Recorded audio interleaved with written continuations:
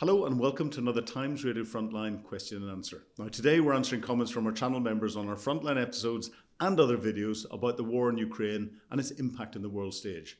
I'm Philip Ingram. I currently present Times Radio Frontline and I'm a former senior British military intelligence officer and comment on all things geopolitics, defence, security, cyber, terrorism. I think that's the list, and anything else that people want me to talk about. And I'm going to get straight into your questions, some good ones this week. Mac, starting off with you.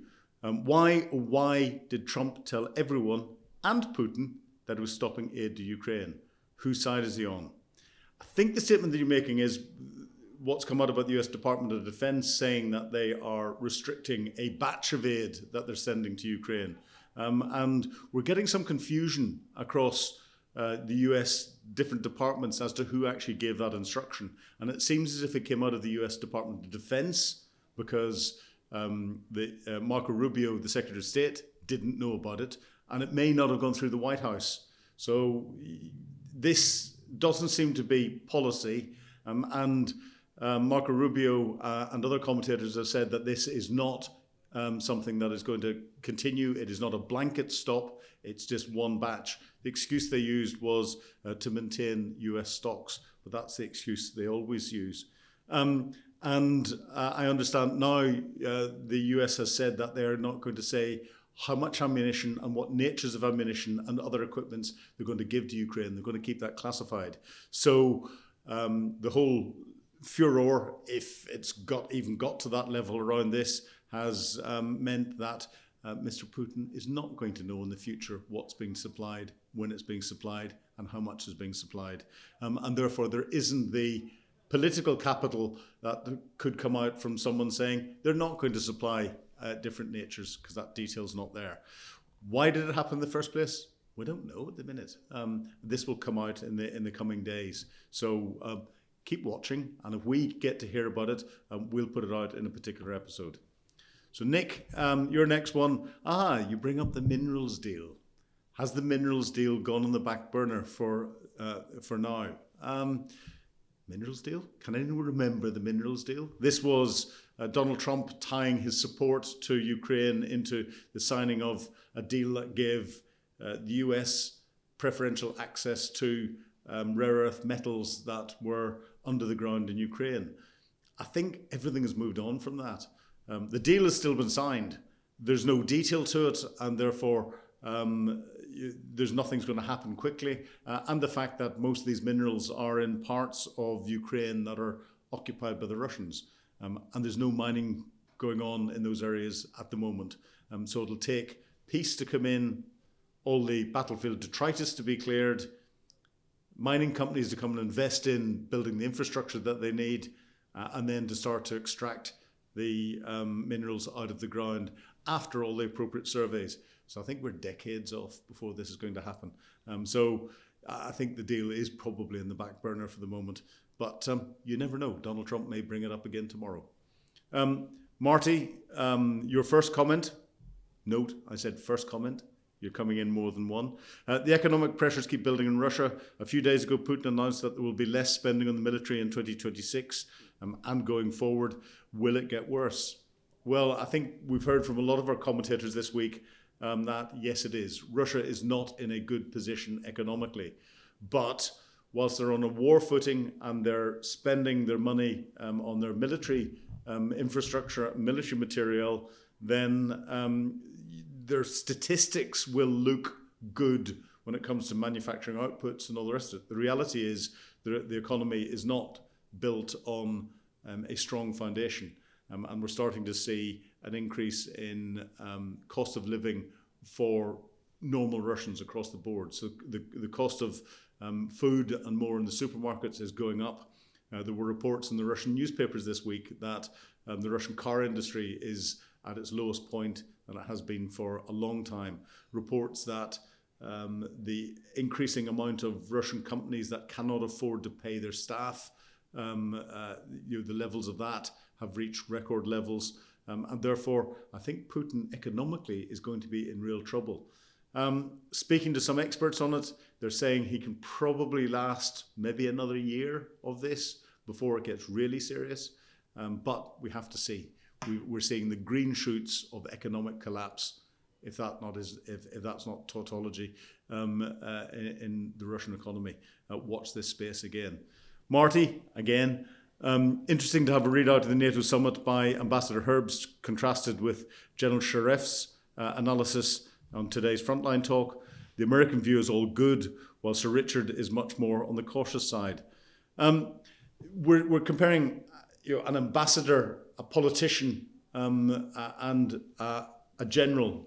Now, the politician will always come out with a positive spin on things because that's how they've been trained. That's what they're trying to do. They're trying to get across the best view that they possibly can, compared to the general's view, which is a much more practical understanding. And having worked with General Richard, he is a very knowledgeable individual who's worked at NATO both at corps level and as a Deputy Supreme Commander. He understands the real difficulties that are going on. And I think the commentary that we've seen this week plays out with the cautious side that he has suggested. And of course, logic suggests when you're dealing with Donald Trump and his policies, you have to be cautious because you don't know what he's going to do next. And he could change his mind from what he's decided last week to this week. So I think comparing the two, they're both right, but General Richard is slightly more right.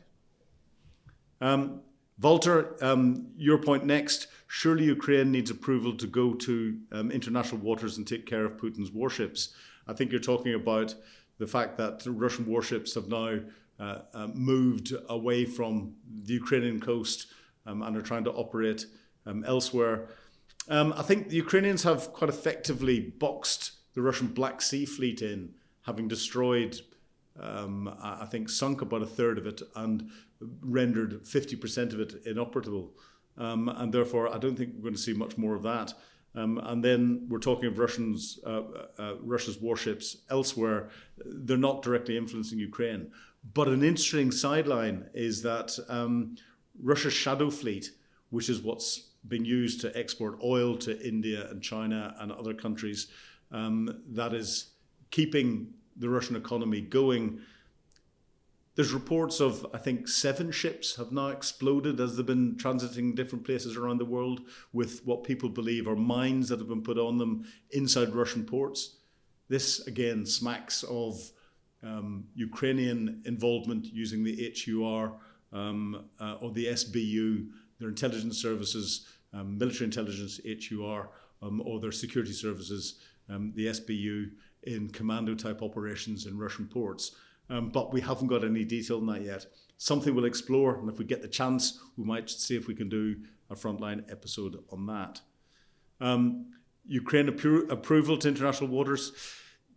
I don't think Ukraine and Russia have officially declared war, because if they had, then they wouldn't need approval. But actually, I think if Russian warships were attacked by Ukraine anywhere, nobody is going to raise an eyebrow about that, whether it's in national or international waters, because of the way the conflict's going at the moment.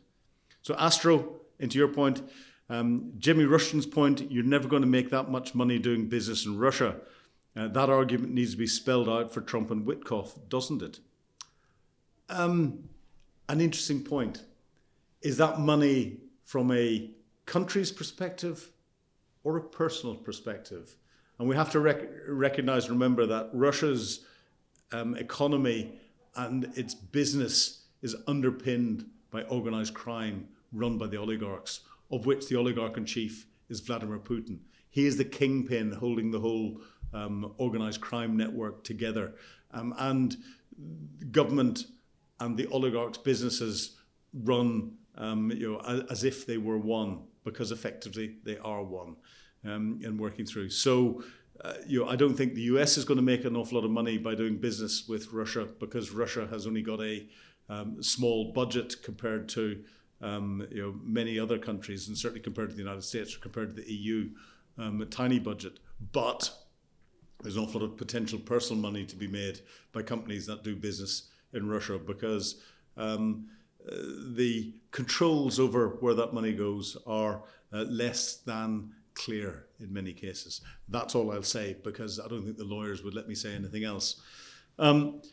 Steve, almost final point from you. And you say, let's remember that Trump is all there. Putin isn't having sleepless nights over what Trump is saying, is he? I think you're right. I don't think Putin really is having sleepless nights over Donald Trump. I think he'll be slightly anxious, though, at the inability to properly predict what Trump's going to do and the way that Trump changes his mind so much. And that's something that will play on Putin's mind, or certainly those that are advising Putin's mind. I think Putin will only see what his advisors want him to see. And Putin also knows that he's played Donald Trump for so many years. He knows how to keep playing him. So if something goes the wrong way, I think Putin will pick up the phone to him and just manipulate Donald Trump back to what Putin wants. And we keep seeing that time after time after time. Now, before I say goodbye, there's two other points. Marty, back to you, and another one from Dagfinn, because they're related. I'll bring both of these together. Marty, you say, where are the other commentators? Now I get mentioned 3 times. I think I've just mentioned you 4 times or 5 times today. You're not complaining. I'll mention you 6 or 7 times and get you complaining. I'm just wondering where the other usual suspects are. Yes, I'm wondering where the other usual suspects are. If we can identify where they are, oi, suspects, get out there and get commenting on bits and pieces. You know, I want more comments.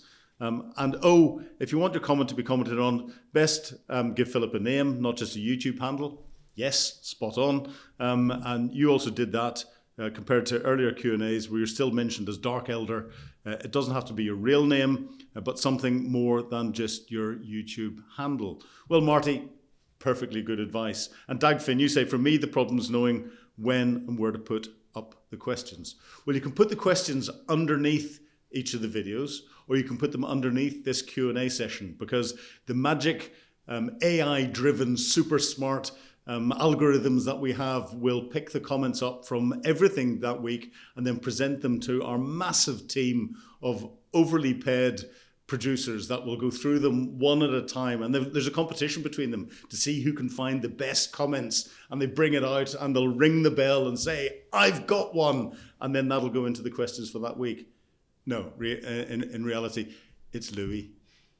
He sits there and has to go through them all and choose them. So if you make them interesting, if you put pertinent points in there, if you get your name in there, get something that stands out from all of the excellent comments that we get, then you're more likely to be read out. But we do have a huge volume of them. A lot of them don't actually say anything or don't actually give anything that's of any real substance. So make sure you put some substance in there. So anyway, thanks for watching this week's Q&A and for posting your questions. Remember, Dagfinn, if you want access to our exclusive videos and have your questions answered, it's done through Times Radio membership. That's what the algorithm looks for. If you're a member and you've got your comments up there, it'll go into the big list that our massive team, Louis, has to go through, and we'll pick them out. So thank you for watching. Goodbye.